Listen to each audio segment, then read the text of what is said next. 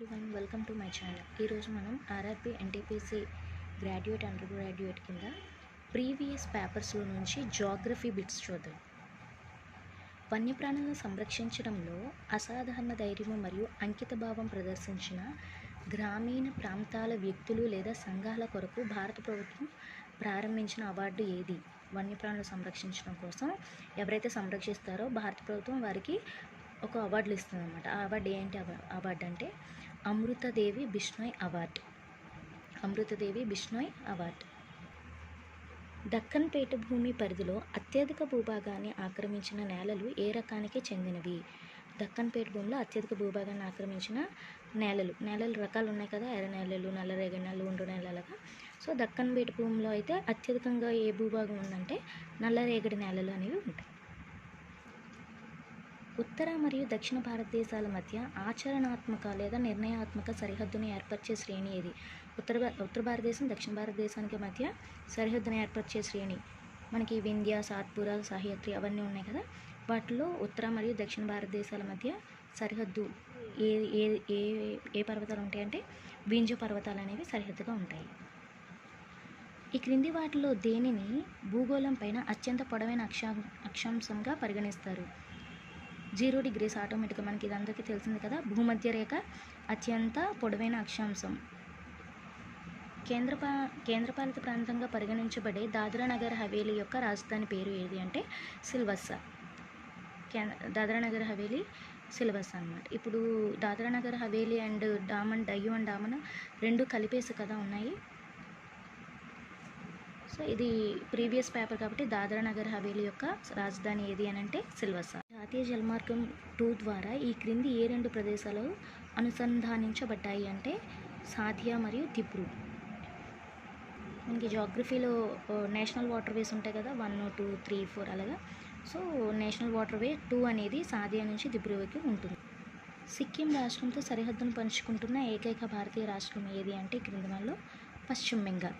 సిక్కిం రాష్ట్రంతో సరిహద్దును కలిగి ఉన్న ఏకైక భారతీయ రాష్ట్రం ఏది అంటే పశ్చిమ బెంగాల్. భూమికి అత్యంత సమీపంలో ఉన్న నక్షత్రం సూర్యుడు. గుజరాత్లో ఉన్న ప్రసిద్ధ పెట్రోలియం ప్రదేశం అయినటువంటి దాని పేరు ఏంటి అంటే గుజరాత్లో ఉన్న పెట్రోలియం ప్రదేశం పేరు అంకళేశ్వర్. భారతదేశ అంతరిక్ష కార్యక్రమం వీరిచే ప్రారంభించబడింది. రాకెట్ లాంచ్ స్టేషన్ ఉంది కదా, అది ఎవరి చేత స్టార్ట్ చేయబడింది భారతదేశంలో అంటే విక్రమ్ సారాభాయ్. క్రింది వాటిలో ఏ ఆటను కేరళ రాష్ట్రం యొక్క ప్రసిద్ధ ఉత్సవంగా లేదా ప్రసిద్ధ ఆట పండుగగా పిలుస్తారు? ఈ క్రింది ఏ ఆటలో కేరళ రాష్ట్రంలో పండుగగా చేస్తారంటే బోట్ రేస్. క్రింది వాటిలో దేనిని నీలగిరి కొండల్లో ఉన్న అత్యంత ఎత్తైన శిఖరంగా పిలుస్తారు? నీలగిరి కొండల్లో అత్యంత ఎత్తైన శిఖరం ఏది అంటే దొడబెట్ట. భారతదేశంలోని క్రియాశీల అగ్నిపర్వతం పేరు ఏంటి అంటే బ్యారన్ ద్వీపము. ఇది ఎక్కడ ఉందంటే అండమాన్ నికోబార్ దీవుల్లో ఉంది. క్రియాశీల అంటే ఇప్పటికీ అది ఎక్స్ప్లోషన్ అనేది జరుగుతూనే ఉంది. ఏది అంటే అది బ్యారన్ ద్వీపము. దాద్రా మరియు నగర్ హవేలీ గుండా ప్రవహించే ప్రధాన నది ఈ క్రింది వాటిలో ఏది? దాద్రా మరియు నగర్ హవేలీ ఇది కేంద్రపాలిత ప్రాంతం కదా. సో దీని గుండా ప్రవహించే ప్రధానమైనటువంటి నది ఏది అంటే దామన్ గంగా. భద్రా వన్యప్రాణుల అభయారణ్యం ఏ రాష్ట్రంలో ఉంది? భద్రా వన్యప్రాణుల అభయారణ్యం కర్ణాటక రాష్ట్రంలో ఉంది. మధుమలై నేషనల్ పార్కు ఏ రాష్ట్రంలో ఉంది? ఎక్కడ అంటే Maharashtra, Andhra Pradesh, Gujarat are Tamil Nadu. Mudumalai national park ఎక్కడ ఉందంటే తమిళనాడులో ఉంది. మనకి ఇప్పటి వరకు చూసుకున్న ప్రీవియస్ పేపర్లో ఎక్కువ మనకి బయోస్పియర్ రిజర్వ్స్, వన్యప్రాణి సంరక్షణ కేంద్రాలు, అదేవిధంగా నేషనల్ పార్క్స్ వాటి గురించి ఎక్కువగా మనం చూసుకోవాలి. చూసారా ఇక్కడ కూడా మళ్ళీ భారతదేశంలో నోటిఫైడ్ బయోస్పియర్ రిజర్వ్ కానిది ఏది? ఇప్పటి వరకు నోటిఫై కానిది ఏది అని అంటే నల్లమలై బయోస్పియర్ రిజర్వ్ అనేది ఇంకా నోటిఫైడ్ చేయలేదన్నమాట. అండ్ ఇంకోటి కేంద్రపాలిత ప్రాంతాల గురించి కూడా మనకి ఎక్కువగా అడిగే అవకాశం అనేది ఉంటుంది. అండ్ మనకి జాగ్రఫీ నుంచి చాలా ఇంపార్టెంట్, ఇది ఇంపార్టెంట్ అదా అన్ఇంపార్టెంట్ అని ప్రతిదీ ఇంపార్టెంట్. ఎక్కడ ఎలా బిట్స్ అడుగుతాడో మనకు అసలు తెలియదు.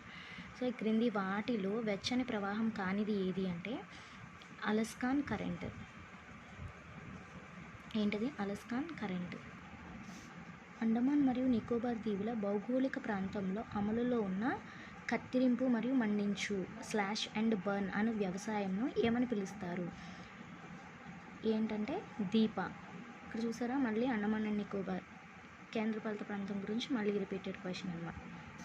ఇది మనందరికీ తెలిసిందే. రాడిక్లిప్ రేఖ అనున్నది ఈ క్రింది ఏ రెండు దేశాల మధ్య అంతర్జాతీయ సరిహద్దుగా ఉంది? భారతదేశము మరియు పాకిస్తాన్కి మధ్య అంతర్జాతీయ సరిహద్దు రేఖగా రాడిక్లిప్ అనే రేఖ ఉంది.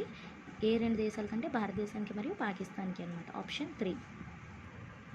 ఈ క్రింది వాటిలో ఏ భారతీయ రాష్ట్రం యురేనియం నిల్వలను అత్యధికంగా కలిగి ఉంది అంటే ఆంధ్రప్రదేశ్. యురేనియం నిల్వలు ఏ రాష్ట్రంలో ఎక్కువగా ఉన్నాయంటే ఆంధ్రప్రదేశ్. మీకు తెలిసింది కదా, తుమ్మలపల్లి యురేనియం అనేది ఎక్కువగా ఉంటుంది. రష్యా సహకారంతో ఛత్తీస్గఢ్లోని దుర్గ్ జిల్లాలో 1959లో ఏ ఉక్కు కర్మాగారం నెలకొల్పారు అంటే బిలాయ్ స్టీల్ ప్లాంట్. ఏంటది? Bhilai steel plant. బాక్సైట్ను అత్యధికంగా ఉత్పత్తి చేసే రాష్ట్రం ఏది అంటే బాక్సైట్ను అత్యధికంగా ఉత్పత్తి చేసే రాష్ట్రం ఏది అంటే ఒడిశా. ప్రముఖ జానపద పాట అయినటువంటి కజారి ఈ రాష్ట్రంలో ప్రసిద్ధి చెందింది. కజారి అనే జానపద పాట ఏ రాష్ట్రానికి ప్రసిద్ధి చెందింది అంటే ఉత్తరప్రదేశ్. భారతదేశంలో అతిపెద్ద అణు విద్యుత్ కేంద్రము ఈ క్రింది ఏ ప్రదేశం వద్ద నెలకొని ఉన్నది? ఎక్కడంటే తారాపూర్. ఈ బిట్టు మనందరికీ తెలిసిందే. కొల్లేరు సరస్సు ఎక్కడ నెలకొని ఉన్నది? ఎక్కడంటే ఆంధ్రప్రదేశ్. Next bit. కామెట్, నామ్చాబర్వ మరియు గుర్లా మందాత అను పదాలు ఈ క్రింది వాటిలో ఏ అంశానికి చెందిన పేర్లు? ఇవన్నీ హిమాలయ రీజియన్కి సంబంధించిన పేర్లే.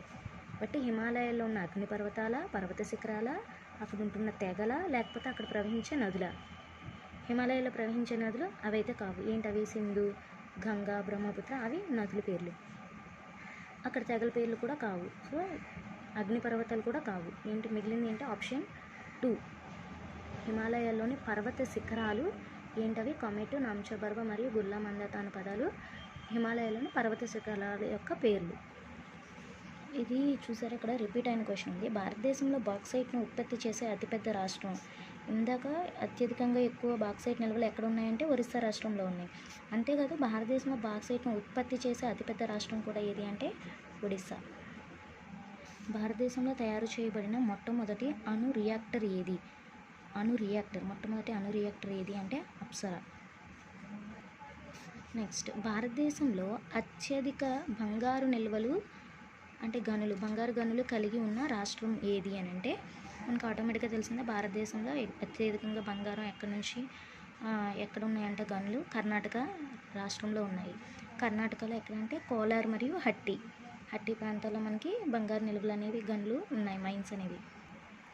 అస్సాం మరియు అరుణాచల్ ప్రదేశ్ను కలుపుతున్న భారతదేశం యొక్క పొడవైన రోడ్ కమ్ రైల్వే వంతెన క్రింది వాటిలో ఏది అంటే బోగీబిల్ వంతెన. ఏంటి? అస్సాం మరియు అరుణాచల్ ప్రదేశ్ని కలిపే భారతదేశంలో పొడవైన రోడ్ కమ్ రైల్వే వంతెన ఏది అంటే బోగీబిల్ వంతెన. బిగ్ బ్యాంగ్ సిద్ధాంతంని వీరిచే ప్రతిపాదించబడింది. బిగ్ బ్యాంగ్ థియరీ ఎవరి చేత ప్రతిపాదించబడింది అంటే అబే జార్జ్ లెమేటర్ ద్వారా ప్రతిపాదించబడింది. నెక్స్ట్, జోజిలా టన్నెల్ ప్రాజెక్టు ఎక్కడ ఉంది? జోజిలా టన్నెల్ ప్రాజెక్ట్ అనేది ఏ రాష్ట్రానికి చెందింది అంటే జమ్మూ అండ్ కాశ్మీర్ రాష్ట్రానికి చెందింది. Next question. Nanda Devi national park ఏ రాష్ట్రంలో ఉంది? నందాదేవి నేషనల్ పార్క్ ఆటోమేటిక్గా మనందరికీ తెలిసింది కదా, ఉత్తరాఖండ్.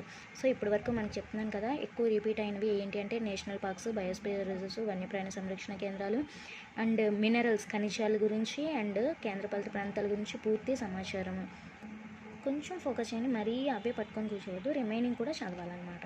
నెక్స్ట్ ఏంటంటే అణు విద్యుత్ కేంద్రాలు, అవి కూడా కొంచెం అవుట్లైన్ చూస్తే సరిపోద్ది. సహారా ఎడారి అనేది ఎక్కడ ఉంది? ఏ ఖండానికి చెందింది సహారా ఎడారి అంటే ఉత్తరాఫ్రికా, దక్షిణాఫ్రికా, ఇరాన్ ఆర్ ఆస్ట్రేలియా. ఎక్కడ అంటే సహారా ఎడారి అనేది ఏ ప్రాంతంలో ఉందంటే ఉత్తరాఫ్రికా. ఆఫ్రికా యొక్క పైభాగంలో ఉంది కాబట్టి ఉత్తరాఫ్రికా సహారా ఎడారి. కలహారా ఎడారి కూడా ఎక్కడ అంటే దక్షిణాఫ్రికాలో.